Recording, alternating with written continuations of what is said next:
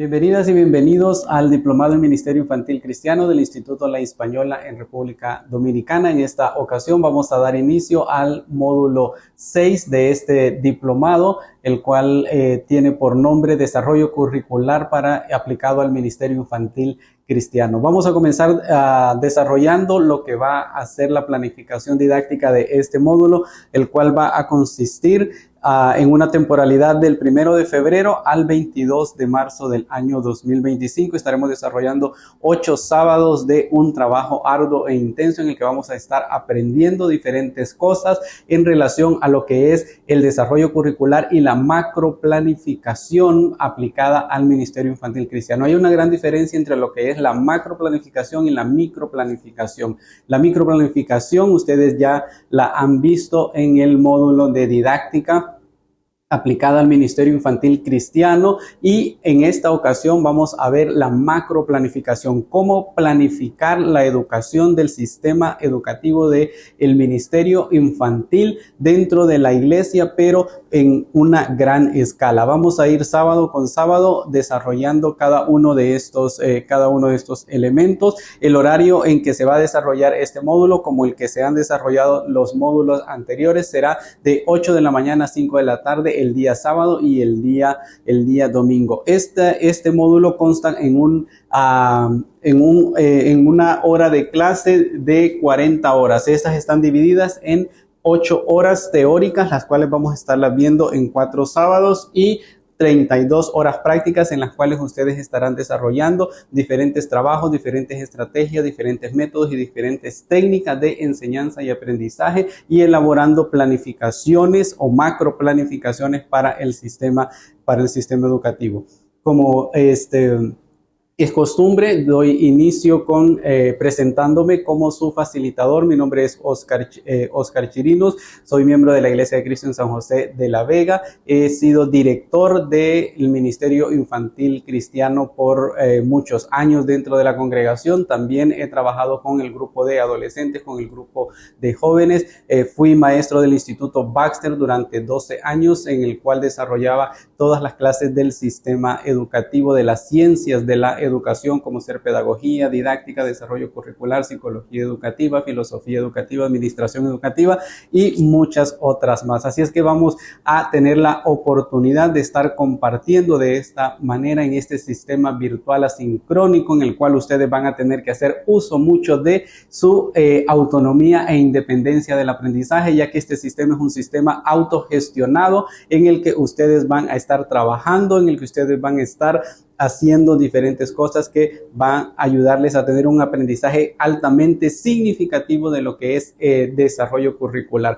La planificación estará centrada en estos 5 elementos, los contenidos que vamos a estar desarrollando sábado con sábado. El sábado 1 de febrero vamos a desarrollar lo que es una retroalimentación de pedagogía y educación. No podemos iniciar este módulo sin traer a la memoria lo que ustedes ya han estudiado en la clase de pedagogía, en la clase de didáctica. Por lo tanto, vamos a hacer una retroalimentación y vamos a recordar algunos conceptos que son de importancia y los cuales tienen que estar presentes para toda persona que se dedica a enseñar, como ser lo que es pedagogía, lo que es didáctica, lo que es los términos de aprendizaje, de enseñanza, cómo estos se interrelacionan en el proceso mismo de enseñanza y aprendizaje, quién es el que aprende, quién es el que enseña, o si hay una relación viceversa de ida y de venida en relación a esto. Y vamos lógicamente a definir lo que es la conceptualización del currículum, cómo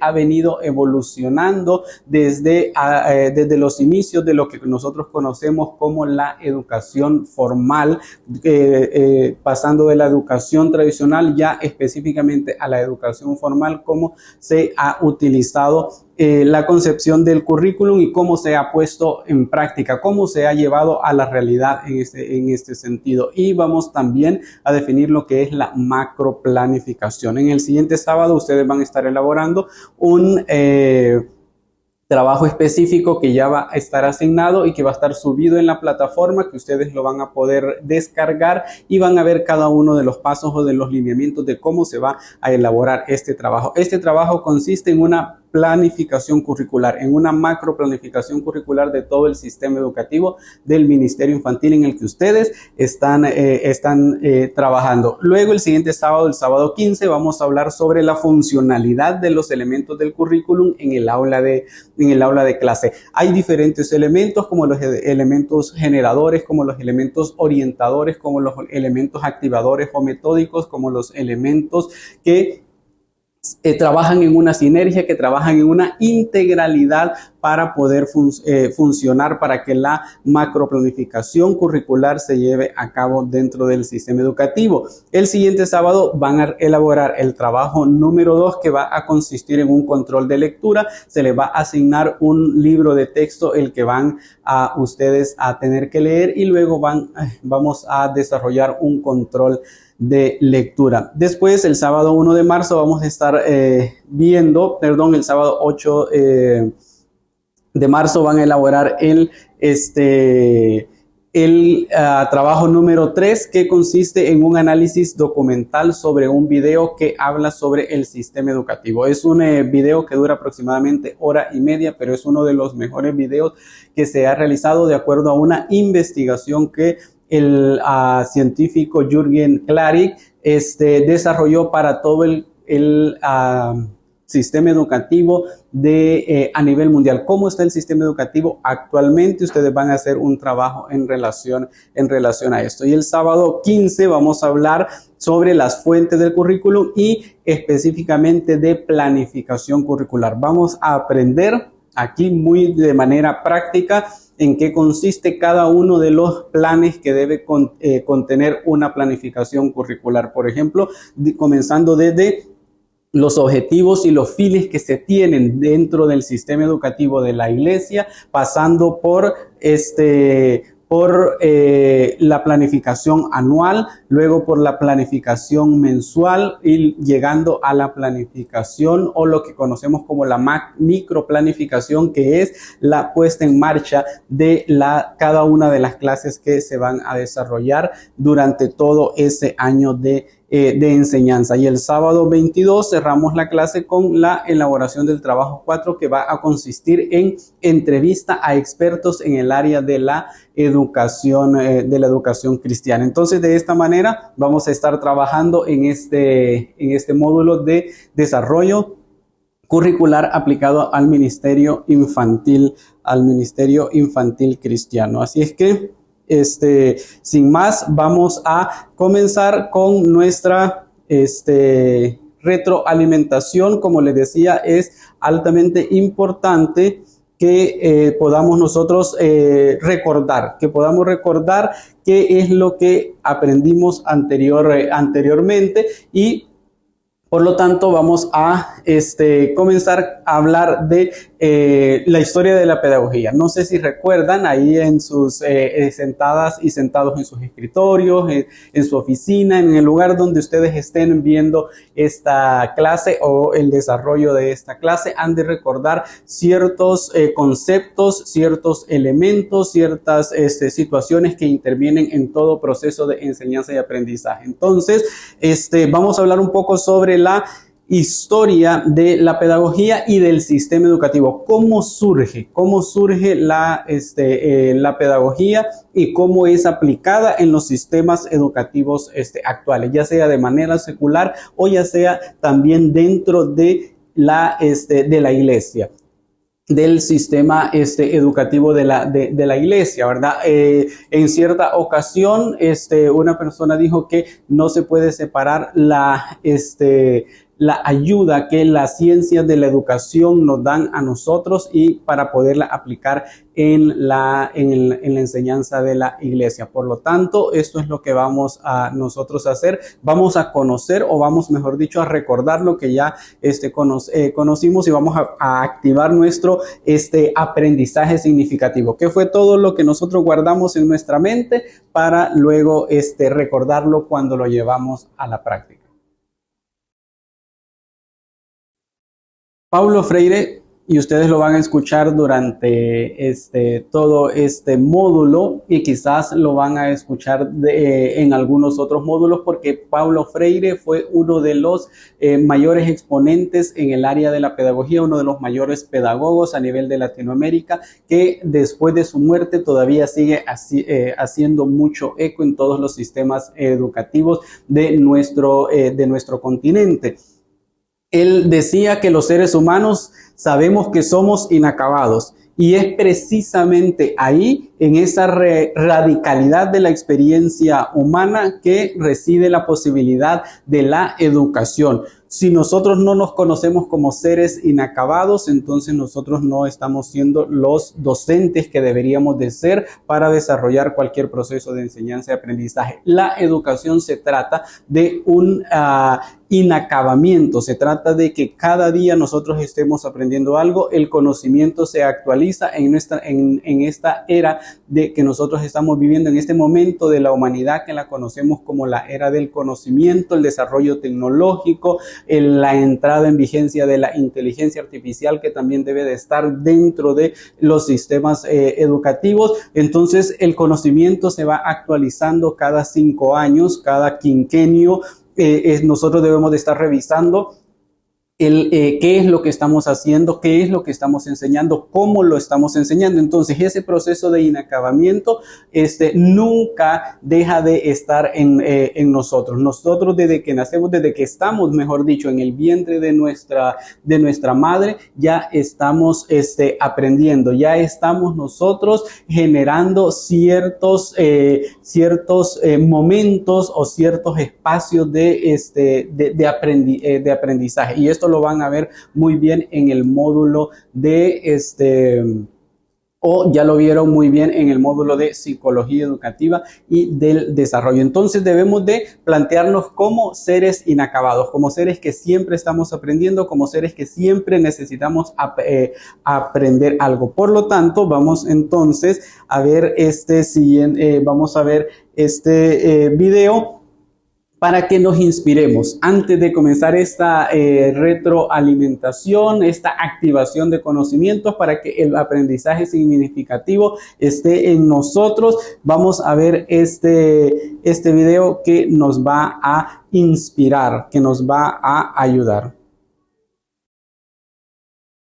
Muy bien. Es preciso y es necesario comenzar esta retroalimentación o esta activación de conocimientos que ya nosotros tenemos, hablando sobre cómo comenzaron los sistemas educativos, porque nosotros en la humanidad nos hemos desarrollado y hemos venido en un proceso de evolución. Por lo tanto, la sociedad al inicio, lo que se conoce desde la historia, desde la etnografía, desde la historiografía, lo que se conoce, o también desde la historia de la educación, se conoce a la sociedad como la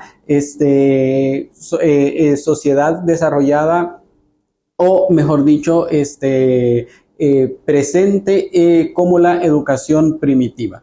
La educación primitiva de esta sociedad primitiva, y algunos sociólogos no gustan en llamarle sociedad porque todavía eran grupos que eran nómadas, que andaban de un lugar a otro buscando el alimento, que andaban de un lugar a otro, se establecían en ese lugar, pero por un lapso de tiempo, mientras hubiera alimento, mientras hubiera donde cazar, donde recolectar ciertas hierbas que iban a utilizar para su alimentación. Entonces se le conoce como grupos primitivos y no como sociedad primitiva. Estos grupos primitivos tenían ciertas características que nosotros conocemos ahora como características del sistema educativo recordemos que los conceptos de sistema educativo, que los conceptos de pedagogía, que los conceptos de ciencias de la educación los conocemos de alguna manera moderna en relación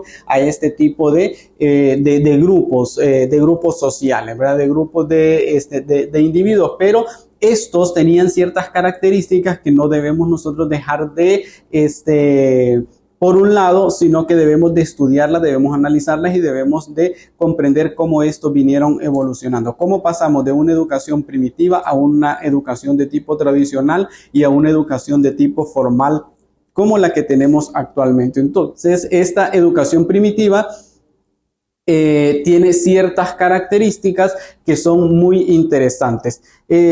Todos estos tipos de grupos, ya fueran grupos nómadas o grupos sedentarios, los grupos sedentarios que se asientan después y ya se establecen en un solo lugar porque conocen la agricultura, se dan cuenta, ¿verdad?, de que pueden trabajar la tierra, de que pueden sembrar, de que pueden cosechar, de que esas mismas raíces que ellos arrancan de un lugar las pueden trasplantar en otro lugar, y entonces por lo tanto se da, ¿verdad?, lo que se conoce como la agricultura, y ya estos grupos no tienen que estarse desplazando, sino que se asientan en un solo lugar territorialmente, y es ahí como a estos grupos es ahí donde se les conoce como grupos sedentarios ya establecidos, y entonces comienzan a desarrollar este tipo de características muy interesantes. Es que la educación de estos grupos es de alguna manera es espontánea. ¿Por qué? Porque no está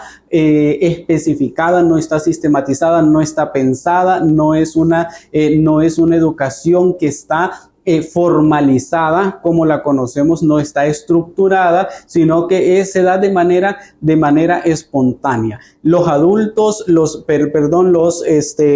más jóvenes aprenden de los adultos, pero de una manera imitativa, como lo haría cualquier animal, como lo haría cualquier otro ser vivo que no sea un ser humano, sino que aprenden de manera imitativa. Lo que hacen los adultos lo hacen los jóvenes, pero no hay una conciencia. Esa es la diferencia, ¿verdad?, de esta característica. Es espontánea porque se da, ¿verdad? Se da porque se tiene que hacer de esa manera. Es difusa por las mismas razones. Puede que se haga un día, puede que no se haga otro día. Entonces no está estructurada, no está pensada, no está sistematizada. Es mimética porque se da en la repetición de cada vez que se hace esa actividad. Los jóvenes, los más pequeños, los niños, de hecho ya lo vamos a ver cuando hablemos un poco de la educación en el sistema educativo precolonial, ¿verdad?, antes de la llegada de los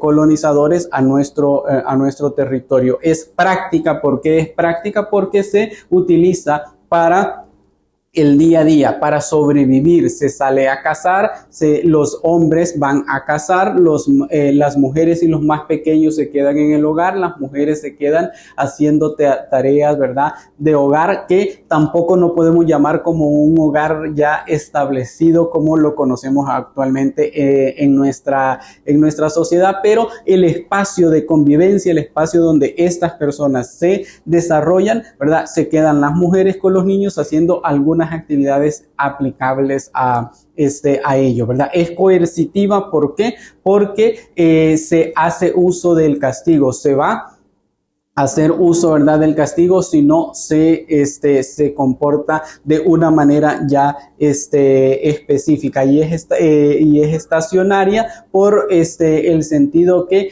no avanza, ¿verdad? Es una educación que por mucho tiempo, esta educación primitiva, hasta que este tipo de grupos de personas pasan a un nivel diferente de social, entonces es que esta educación comienza a avanzar. Pero hasta este momento es una educación completamente estacionaria. Es una educación, podemos llamarla como del diario vivir. Sencillamente, los hombres saben que salen a cazar, regresan, traen alimento, las mujeres preparan ese alimento, siguen viviendo, siguen conviviendo, y luego al día siguiente vuelve a suceder ese mismo ritmo. Por lo tanto, ¿verdad?, presenta esas características. Pero lo interesante es que pasamos de la educación primitiva a una educación completamente organizada. Dejamos de ser una sociedad o grupos sociales primitivos. Ya abandonamos todas aquellas características, porque el pensamiento ha evolucionado, el pensamiento se ha desarrollado y el pensamiento ha llegado a un nivel diferente. ¿En qué aspectos? Con estas características. Pasar de una educación primitiva a la educación organizada implica hechos culturales. El primer elemento es que hay ciertos hechos culturales. La natural perfectibilidad del hombre hace que el progreso se realice, ¿verdad? Entonces el hombre alcanza un nivel de pensamiento diferente al que tenía en la etapa primitiva de tanto de la sociedad o de ese sistema educativo. Podemos nosotros ver acá que se dan algunos hechos pedagógicos, como ser la especialización profesional. ¿Por qué? Recuerden que habíamos pasado de primero tener grupos nómadas que andaban de un lugar a otro y que por cierto tiempo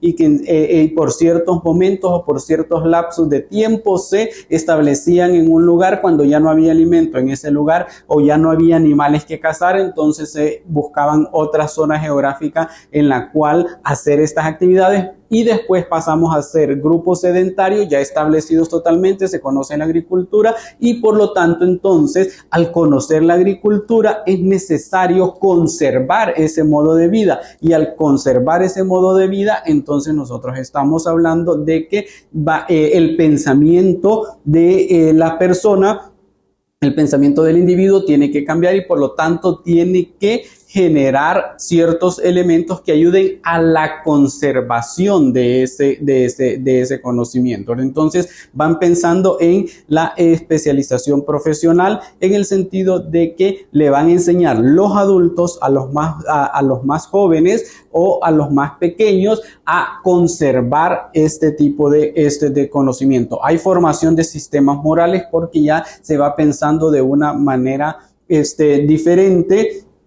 Elaboración de tradiciones, ya aquí ya van entrando ciertos elementos de la tradición y la conservación de esa misma tradición y cultura, la creación de sistemas religiosos porque creen mucho en las divinidades, y surge un elemento muy importante que es la escuela. La cultura ya no puede ser transmitida espontáneamente, es necesario un organismo que la conserve, aumente y transmite, y por lo tanto se crea la escuela, no la escuela conocida como la conocemos actualmente. La escuela conocida hasta este momento se empieza a desarrollar de la Edad Media en adelante. Hay formas de asimilación del aprendizaje espontáneo, dirigido y receptivo, y una forma de transmisión que es enseñanza ocasional, dirigida y directa. Pasamos entonces de una etapa de la educación primitiva donde todo era de manera disgregada, de manera no pensada, no estructurada, no sistematizada, a una educación organizada donde ya se van dando ciertos hechos, se preserva la cultura, se conserva la cultura y se preserva el conocimiento, todo lo que estas personas ven que es bueno y que es positivo para el desarrollo de sus vidas y el desarrollo de todos sus grupos. Entonces lo van a conservar y lo van a hacer a través de lo que se conoce como el sistema educativo o la escuela. Y decíamos que no es la escuela conocida como tal, sino que son más que todo sistemas de conservación del conocimiento, pero sí ya hay intenciones muy establecidas de enseñar los adultos a los más pequeños, enseñar a los más jóvenes para que estos puedan ir conservando. Entonces se va dando un conocimiento generacional. ¿Y por qué es organizada? ¿Por qué se le llama ya no primitiva, sino que organizada? En el sentido de que ya se comienza a hacer de una manera completamente formal, de una manera que ya está pensada, que ya tiene una intención. Ahora sí, los adultos enseñar a los jóvenes, los hombres enseñan a los niños y las mujeres enseñan a las niñas, porque estas entonces van a pasar a tomar el relevo generacional de las mujeres. Luego llegamos a una etapa de la educación tradicionalista, ¿verdad? ¿Por qué se le conoce como una educación tradicionalista? Porque esta educación ya está completamente estructurada, ya está completamente sistematizada, ya hay niveles de enseñanza, ya hay niveles de conocimiento, ya se tiene como lo conocemos actualmente, ya hay un currículum establecido, ya hay un sistema educativo establecido, nivelado, ¿verdad?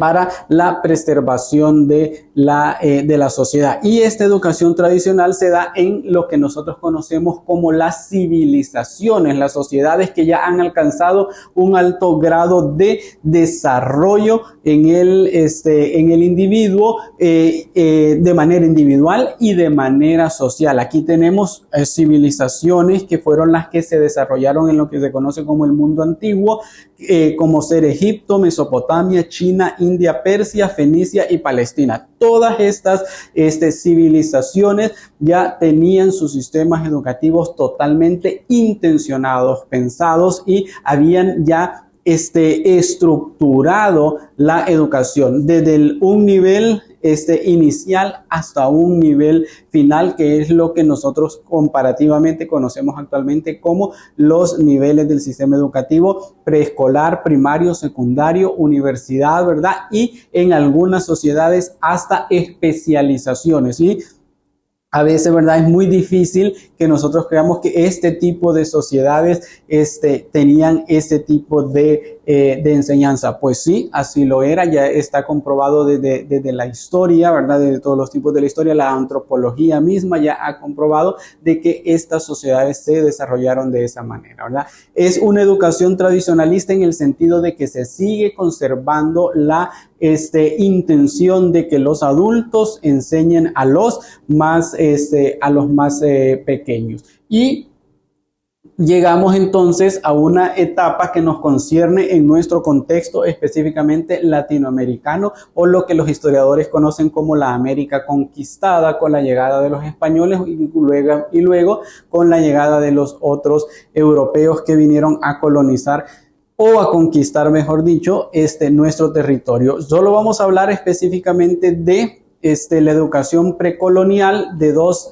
civilizaciones, porque sí también fueron civilizaciones al mismo tiempo que las civilizaciones egipcias, persias, chinas, indias estaban en su apogeo. En nuestro contexto, también en nuestro contexto territorial, no podemos hablar aquí, ¿verdad?, de país, porque todavía no éramos conocidos como país, sino que era nuestro contexto territorial, geográfico, prehispánico, ¿verdad?, precolonial. Todas nuestros grupos indígenas autóctonos estaban también desarrollándose como civilización. Tenemos la civilización azteca y la civilización maya. Cada una de estas tenían características diferenciadas y tenían características también similares, ¿verdad? Pero tenían sistemas educativos ya establecidos, y es muy interesante porque los españoles que vinieron y conquistaron, que fueron los españoles los que conquistaron la mayor parte de nuestro territorio, decían pues que y denominaban a los indígenas como personas con cuerpo pero que sin alma, ¿verdad? O que eran animales que tenían que ser educados, que tenían que ser domesticados, usaban esas palabras, pero eso fue parte del reduccionismo europeo hacia las civilizaciones conquistadas. ¿Por qué? Porque ya está comprobado también a través de la historia de la educación, de la antropología y de otras ciencias y de la sociología, que han venido a ayudar a esclarecer todo ese tipo de situaciones, que tanto los aztecas como los mayas tenían sistemas educativos altamente desarrollados y eficientes. También lo eran los incas, que fueron una de las civilizaciones o grupos indígenas, ¿verdad? Más que todo en lo que ahora conocemos como el sur de América, o las poblaciones, ¿verdad?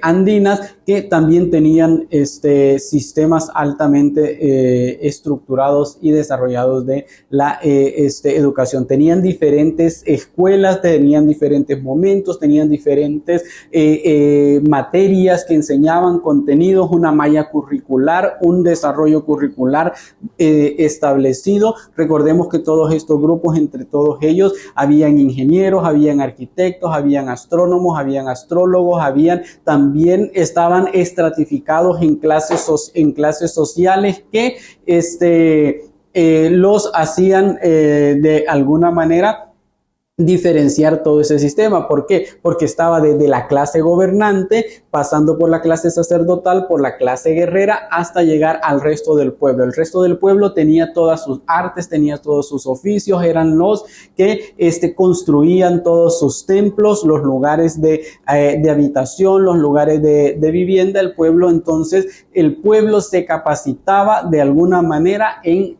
todo el conocimiento de los oficios, lo que era construcción, lo que era cosas de hogar, lo que era la construcción de los caminos, lo que era la construcción del abastecimiento de la fuente de agua. Todo esto lo hacía el pueblo. Y después estaba la clase guerrera, que era la que cuidaba al pueblo y se enfrentaba con otros grupos en guerra. Y teníamos la clase sacerdotal, que eran entonces el canal de conexión entre Dios y la clase gobernante y el resto del pueblo. La clase sacerdotal era la que tenía el mayor conocimiento. Dentro de este tipo de sociedades y dentro de este tipo de civilizaciones, la clase sacerdotal era la que tenía el mayor conocimiento. Eran los que estudiaban todas las ciencias, tenían todo el conocimiento, y estos entonces después se encargaban en cada uno de los espacios pedagógicos o en cada uno de los sistemas educativos que tenían, como ya lo dijimos, preescolar, primario, secundario y universitario. Es sorprendente ver también que en la civilización inca o en los grupos incas tenían, después del sistema universitario de conocimiento, pasaban a ciertas especializaciones y tenían los lugares establecidos para desarrollar este tipo de educación. Y también tenía la clase gobernante, que era lógicamente la clase que dirigía al pueblo,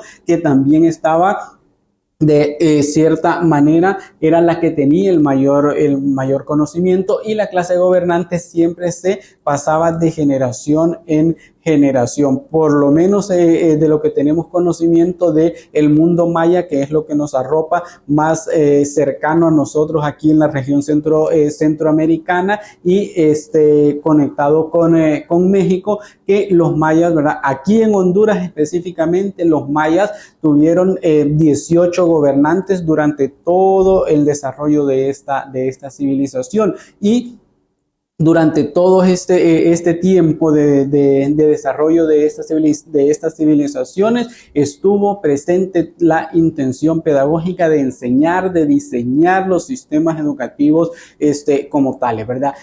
Si ustedes se adentran un poquito más a la historia de estos grupos, que les invito a que lo puedan hacer y estudiar cuál era el sistema educativo de todos estos grupos, para ese momento se van a sorprender de todo lo que se podía hacer.